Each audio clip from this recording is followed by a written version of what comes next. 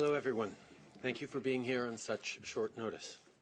This morning, Canadians across the country were shocked and saddened to learn that a fatal plane crash outside of Tehran had claimed 176 innocent lives. At least 63 Canadians were on board, and a total of 138 passengers on that flight were connecting to Canada. All people who won't be coming home to their parents, their friends, their colleagues, or their family. A newlywed couple, a family of 4, a mum and her 2 daughters, bright students and dedicated faculty members. All had so much potential, so much life ahead of them. On behalf of all Canadians, I want to express my deepest condolences to those who are mourning the loss of a loved one. Your loss is indescribable, and this is a heartbreaking tragedy. While no words will erase your pain, I want you to know that an entire country is with you. We share your grief. Dans les moments les plus tragiques, les Canadiens ont l'habitude in the most tragic of times, Canadians are used to being there for each other. For the communities who are mourning today the loss of a loved one, we will be there for you. In the coming days and weeks, our government will continue to work closely with its partners to ensure that this crash is thoroughly investigated. Canadians have questions, and they deserve answers. Minister Champagne will be speaking with the Iranian Foreign Minister and conveying the need for a thorough investigation into this fatal crash. Le ministre Champagne s'est entretenu avec le gouvernement de l'Ukraine. Mr. Champagne has consulted appropriate officials and authorities as well as our partners. De son côté, For his part, Minister Garneau is working closely with officials at Transport Canada and has communicated with his international counterparts. Today, I spoke with President Macron, Prime Minister Johnson, President Trump, and Australian Prime Minister Morrison to discuss the matter.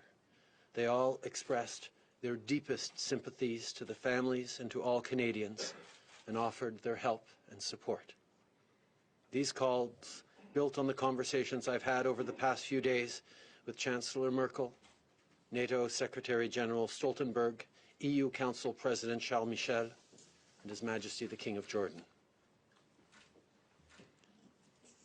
About an hour ago, a Ukrainian Airlines plane just landed in Toronto from Kiev. According to the airline, there were 138 passengers who weren't on that flight because they died in the crash on the earlier leg of their travel. There are a number of steps being taken to support the families at Pearson Airport. Right now, our top priority remains the safety and security of all Canadians, may they be at home or abroad. Friends and relatives of Canadians believed to be on board should contact Global Affairs Canada's 24/7 Emergency Watch and Response Centre. Canadian citizens in Iran requiring consular assistance should contact the Canadian Embassy in Ankara, Turkey. To the families grieving, know that the Government of Canada and all Canadians are grieving with you. We will support you in the incredible, difficult weeks and months ahead. This somber day comes in the wake of deeply concerning events in Iraq. Canada condemns the missile attacks launched by Iran last night. I am relieved, as are all Canadians, that all personnel deployed in Iraq are safe. I'd like to take a moment to thank once again the women and men in uniform who have worked hard with our allies to stabilize Iraq and counter Daesh. Their mission is important, and we can all be proud of their work. Je vous assure que nous prenons toutes les précautions nécessaires. I assure you that we are taking all the precautions necessary to ensure the safety of our civilian, military, and diplomatic personnel. We are continuously communicating with our international partners, and we will keep opposition parties updated on the changing situation. We continue to encourage a de-escalation of tensions and a dialogue in the region. Once again, thank you for being here today, and I will now take your questions. One question, one follow, and we'll try to keep the questions and answers short so we can get as many people in. David Cochran, CBC. Hi there, Prime Minister. I know you've condemned the missile attacks that happened at the military base. I'm wondering if you can do a couple of things. Can you confirm whether there were Canadian forces on that base in danger during the attack? And second, it was a retaliation to the drone strike ordered by the U.S. president that he says was ordered to stop an imminent attack, an assertion for which he's offered no proof. Do you trust Donald Trump's assertion that the drone strike was necessary to stop an imminent attack? First of all, I can confirm that there were Canadians at the Canadian base in Erbil when the rockets landed, but they are all safe. Canada has long been aware of the threat posed by the IRGC on regional and global safety and security. That is something we have long been aware of. The Americans made a decision based on their threat assessment. We continue to work to counter Daesh in the region. We'll continue to work to stabilize Iraq and its institutions to ensure peace and stability in the region and call for de-escalation. Repatriation of Canadian bodies and the investigation. Can you get access given your relationship, your diplomatic relationship there, or will you have to rely on other countries to get that access? First of all, our initial thoughts are, of course, focused on the families who woke up to terrible, terrible news this morning. We will provide them all the support necessary. We have already begun reaching out and will continue to support these families through some very, very difficult few days ahead. As we move forward, we've had many countries step up to offer their support and assistance as we move forward, whether it's Ukraine or countries like Australia, Italy, France, to assist us in our consular work on the ground. But as I said, Minister François-Philippe Champagne will be engaging directly with his Iranian counterpart to request assistance and a presence by Canada, both in Tehran, but also as part of the investigation.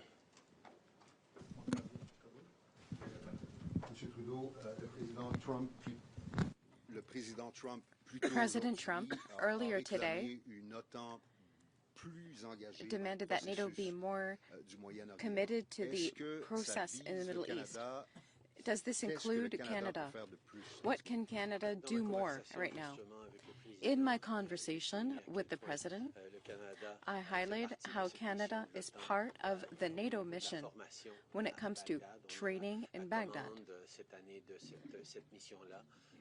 We've been working on that mission, and we will continue to support international partners, including NATO, in this region. We need to stabilize Iraq. We need to counter Daesh. There's going to be discussions with partners in the region and NATO members to see what the next steps will be. Missions are being suspended in Iraq. Are Canadian troops all in Kuwait right now? In your opinion, do we have to quickly re-undertake our missions? We do have troops in Kuwait, but we also have troops in Iraq right now.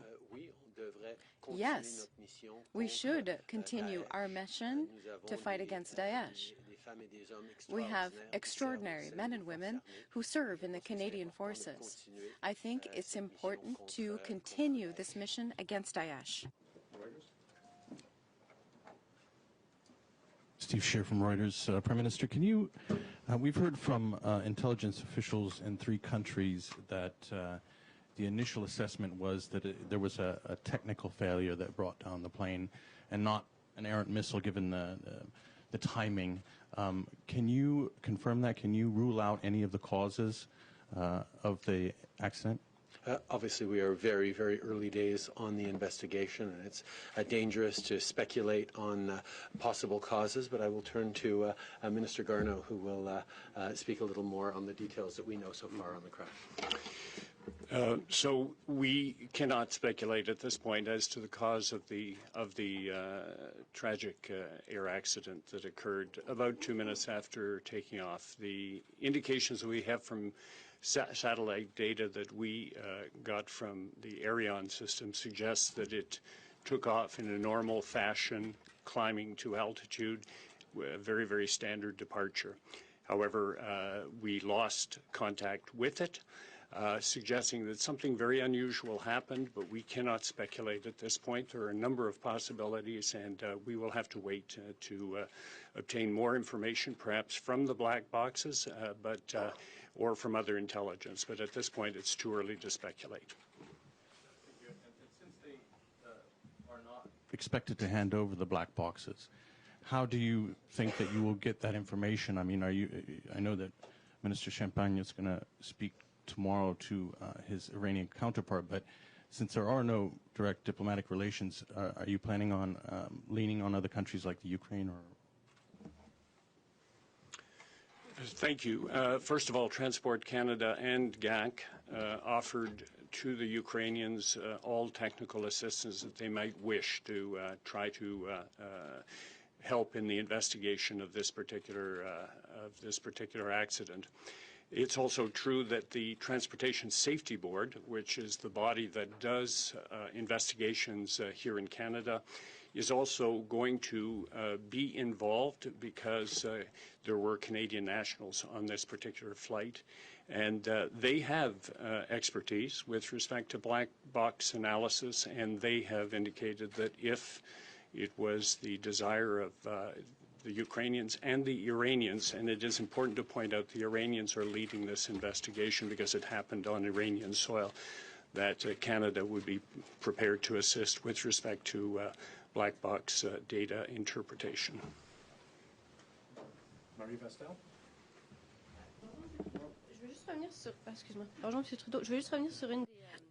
I just want to come back to one of the answers you gave to one of my CBC colleagues.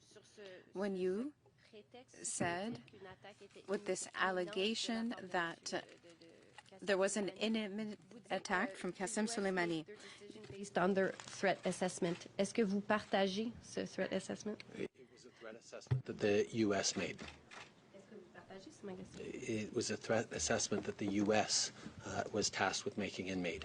Et sur l'OTAN, vous dites on va avoir ces conversations. You said you've had those conversations. Are you open to more Canadian participation in the Middle East, or do you consider that that participation is sufficient? Canada is one of the countries that's already doing the most when it comes to the coalition against Daesh, and as I said, that we have the responsibility of leadership of the NATO training mission. I think that in the weeks and months to come, there will be conversations about what will be the way to move forward, to continue to stabilize Iraq, to continue to fight against Daesh, and that will be a conversation with our partners in the region, but also with members of the coalition and NATO.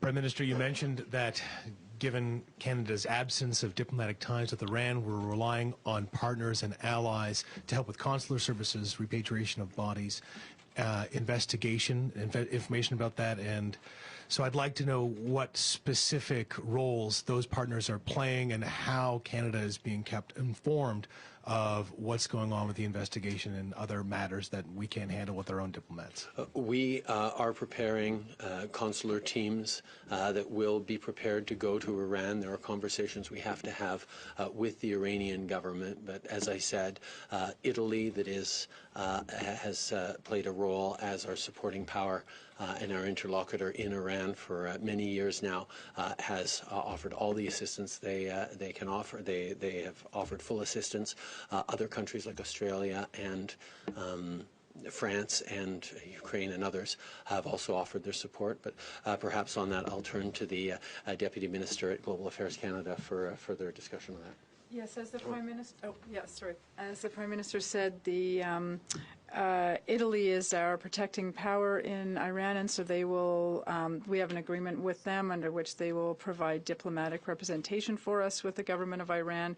We're also reaching out directly to the government of Iran, and Australia and France have also offered their support for us in matters of logistics and that sort of thing. So we are working actively with our friends and allies to put the support in place that we need to provide for the families. Minister, it's been nearly 6 days since Olamani was killed. We have troops in a very volatile region of the world. Now we have 69 Canadians that have been killed. Why has it taken you so long to address the nation? From the very beginning, I have been engaged in these issues with my team, with ministers, with our experts and international allies. We've had 3 meetings of the incident response group. We've continued to be kept up to date and engaged on this issue from the very beginning. Spoken directly to Canadians. I'm here today to express my deep grief and condolences for the families who've lost loved ones following this terrible crash earlier, actually last night, and we will continue to support these families through these difficult moments that will extend over the coming days and weeks. Bonjour, Catherine Lévesque, la presse canadienne. Catherine Lévesque, Canadian Press. My question's for Mr. Garneau. Just like my colleague, I want to know if we know what caused the crash. Are there any hypotheses that we can set aside right now? I would say that no, we do not know the cause. We know that something sudden occurred, but we do not know the cause. It could have multiple reasons. We will have to wait for more information before being able to determine the cause. And it's important not to speculate at this point. Earlier today, the government said that it would try to get all the answers for Canadians because there were many deaths. But now Iran is going to lead the investigation. How will Canada ensure that it gets all of the answers available? We understand that Canadians want answers. We want answers as well. It is very, very important. That is why we immediately reached out to Ukraine to offer our expertise. That's why the Transportation Safety Board is doing the same thing. We are hoping that this offer will be accepted because we think that we can contribute and can help to get the answers necessary to determine the cause. We will see in the days to come. Ukraine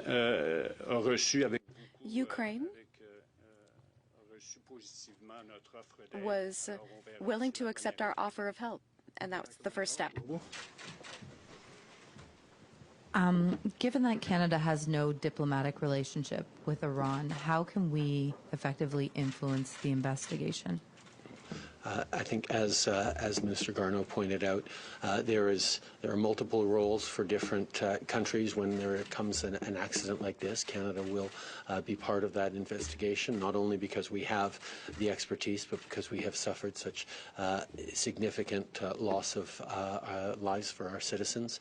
But we are going to continue to engage, and the conversation that Minister Champagne will have with his Foreign Minister of Iran counterpart later today will go a long way towards clarifying that we expect to have a role in this investigation, that Canadians will be asking for answers, and we're there to support and find out the truth.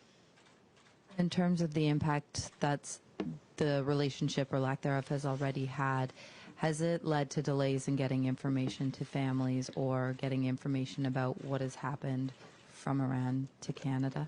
So far, in terms of information to families, we've been able to pass along every bit of information that we've gotten. We are, of course, in very early moments on this investigation, but perhaps, Minister Garneau, you have more information on that? No, at this point, it's still too early. This happened really, we're talking about less than 24 hours ago, so we're scrambling to get as much information as we can, but it's going to take a little while to get some of those answers.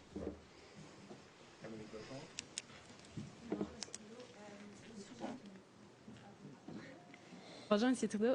Au sujet des troupes qui ont été relocalisées, regarding the troops that were relocated, who are being relocated, you didn't specify how many had been redirected to Kuwait right now, and how many remain to be moved.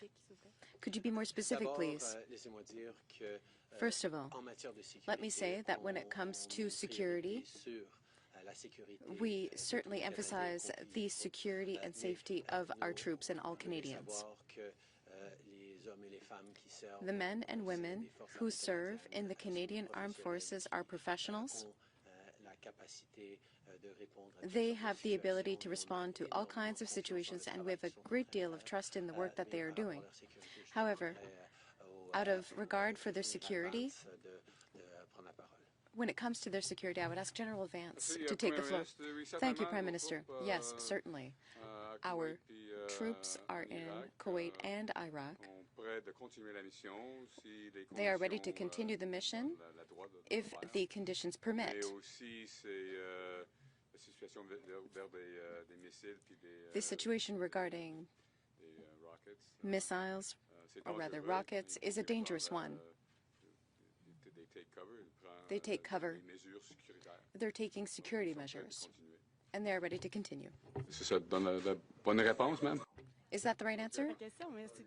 It's not quite the answer to my question, but thank you for the effort. I would like to know that you said everything would be done to shed light on the plane crash. There will be an investigation. What's actually happening right now? What is the situation? In order to determine the cause, we need information. That's what's missing. One of the sources of information is, of course, the black boxes. That could give us information on what was happening on the plane, both boxes.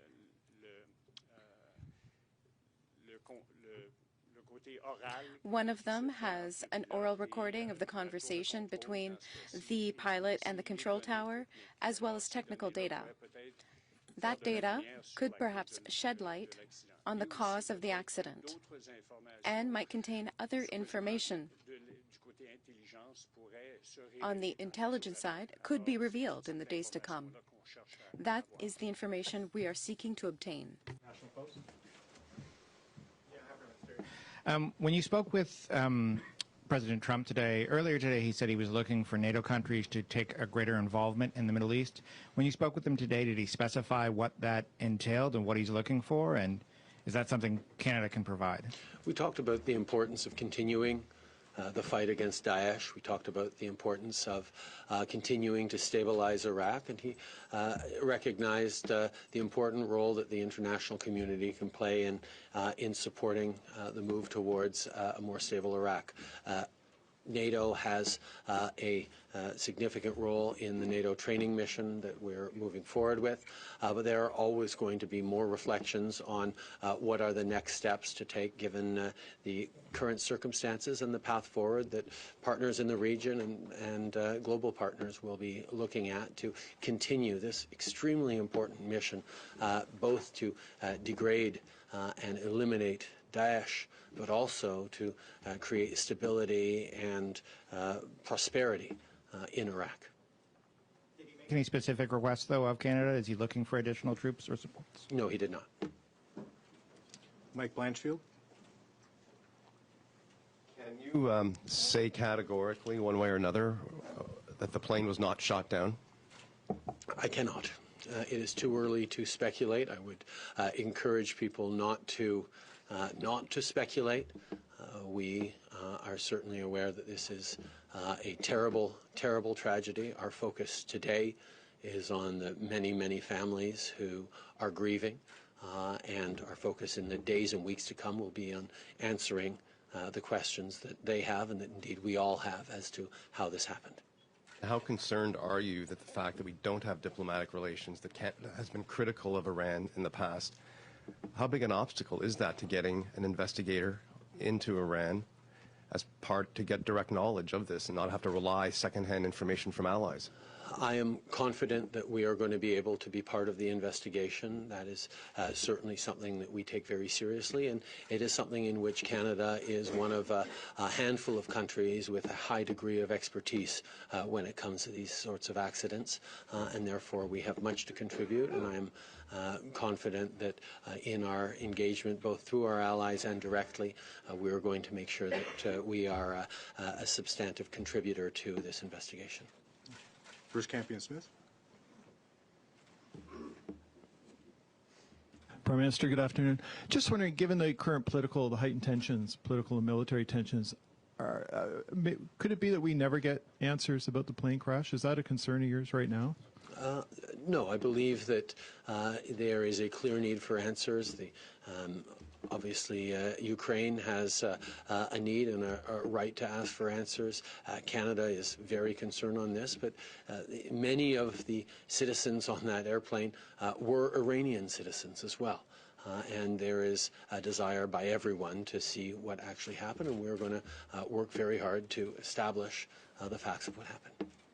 Just back to the broader security situation there and the request or the suggestion from the President to have NATO do a greater role.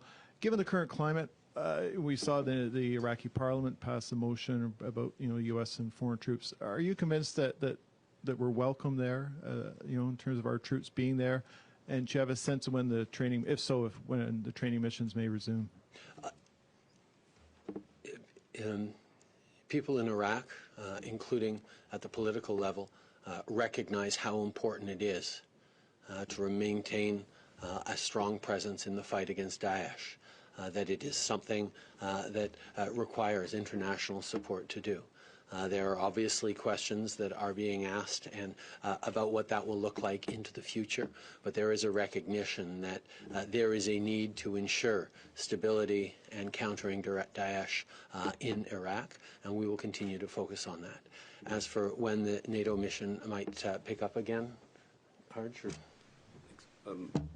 So we've been discussing this current situation with our international partners, myself, Minister Champagne, and the Chief of Defense Staff, and all of us having a thorough discussion. But the first priority is always going to be force protection, given the current situation. I think we all agree that it's important to continue this mission because of the threat that Daesh pose to the country and also to our international partners.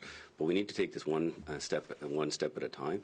But as we move forward, we do need to keep in mind that just like before, all the decisions that we have made was with the Iraqi government, and we'll continue to do so. So those discussions are going to be very important, but we will day by day look at the current situation and look at those steps. The goal is to continue on with that mission, but it's too early just yet. But those discussions are currently ongoing to determine when and how we can start that. Thank you.